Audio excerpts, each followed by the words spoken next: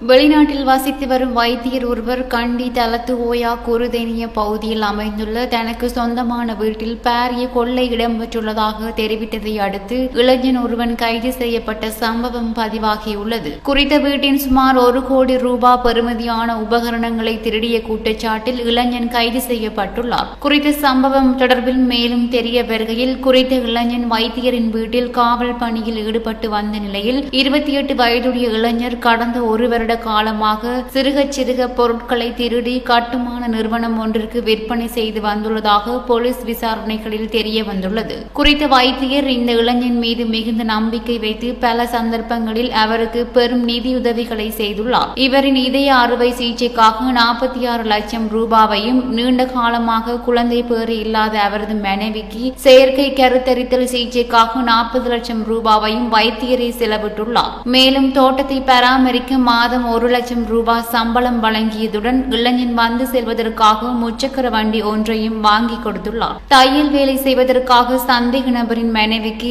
6 இயந்திரங்களையும் அவர் பெற்றுக் கொடுத்துள்ளார். இந்நிலையிலேயே குறித்த இளைஞன் இவ்வாறான துயரத்தை அரங்கேற்றியுள்ளான்.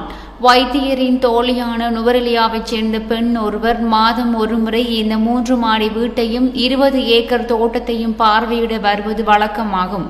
அவ்வாறு வந்தபோதே குளியலறை உபகரணங்கள் மற்றும் ஏனைய பொருட்கள் காணாமல் போயிருப்பதை அவதானித்து இளைஞனிடம் கேட்டபோது யாரோ திருடிவிட்டதாக கூறி அவரே தலத்து ஓயா போலீஸ் நிலையத்தில் முறைப்பாடும் செய்துள்ளார். எனினும் வைத்தியரும் முறைப்பாட்டை பதிவு செய்துள்ளார். போலீசார் வீட்டின் சிசிடிவி காட்சிகள் மற்றும் சந்தேக நபரின் தொலைபேசி அழைப்புகளை ஆய்வு செய்த போது இளைஞனை திருட்டில் ஈடுபட்டது தெரிய வந்தது. சம்பவத்துடன் தொடர்புடைய மற்றும் ஒரு சந்தேக நபரை கைது செய்ய தலத்து போலீசார் மேலதிக விசாரணைகளை முன்னெடுத்து வருகின்றமையும் குறிப்பிடத்தக்கது.